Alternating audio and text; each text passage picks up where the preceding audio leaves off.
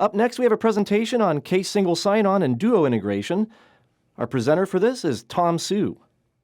Good morning. Hi, I'm Tom Sue, the Chief Information Security Officer for Case Western Reserve University. This presentation is a brief discussion of our next big phase in authentication protection, the two-factor authentication project. So what is two-factor authentication, where it's used, what our strategy will be, and our current project discussion is the content of what our presentation is this morning.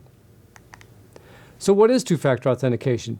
It's essentially replacing a user ID and password, which you may be familiar with. It's been with us for about 20 years now, but we're adding additional features to protect the authentication, as you can see on the screen.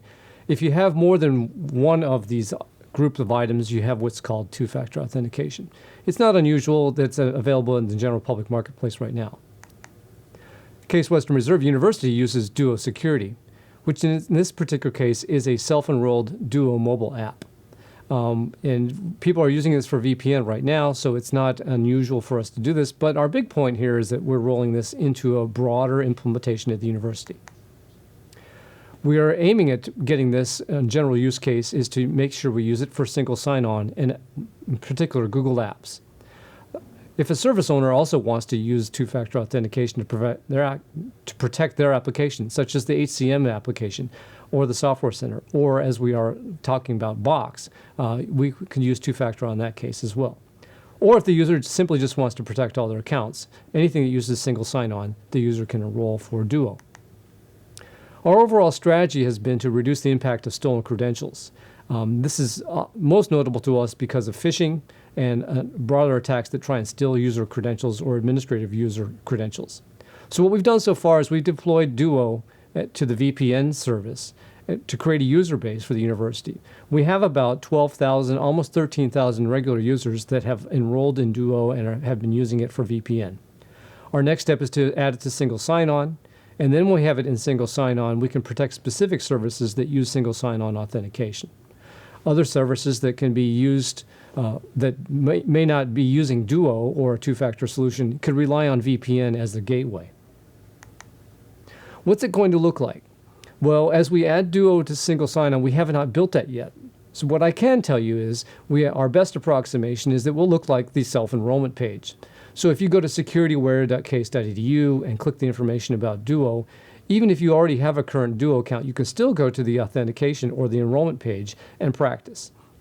So it will pretty much be a web authentication that uses similar methods to our current enrollment page. You'd see the single sign-on page first, and then you'd see the Duo authentication next.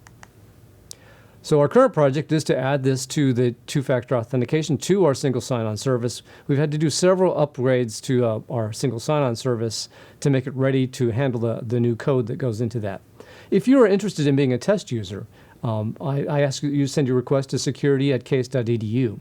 We're looking for feedback on how it works and where we're applying it, and also some additional user interface and training feedback we'd also like to get. Now, Jay, if you have any additional questions for anybody online, I'd like to take those now. Now, Tom, I already use the Google Authenticator for my personal accounts. Can I use that instead of the Duo mobile app? That's a good question. Duo Authenticator is using an open authentication tool. Unfortunately, it won't work with our Google environment. The plus side of this is that the Duo mobile app will work for regular Google accounts. You can actually set up several different accounts to use the Duo mobile app. So it works in the same way, but it doesn't interface to be able to use an open third-party app. Another one here for you, Tom. If I don't have a text messaging plan, is this going to cost me any real money just to log in? The answer would be no and yes. So no, you don't need a text messaging plan because we're not dependent on SMS or text messaging to get the second factor to the user. If you use the Duo mobile app, which is free, and you actually will use the app will generate a code, and that's our preferred method for using authentication with Duo. There are other methods. There's the phone call method, and there's also the text message method, and you can get tokens. Just one more for you, Tom. Will I have to use Duo every time I log in from now on? We're aiming at trying to protect the authentication service. So if you are on campus, it's less likely that someone has stolen your credentials, and we may do that once on a prescribed interval. But if authentication is occurring, say you went home for a holiday break, it should be for authentication for every time you would authenticate from an off-campus or non-Case Western Reserve University IP address or domain name. The goal here would be to interrupt or prevent stolen credentials from being used to steal your information or to break into systems or to impersonate a user. So we do have a strategy, and we also are going to take your feedback as we ask people who want to pilot this over the next couple months.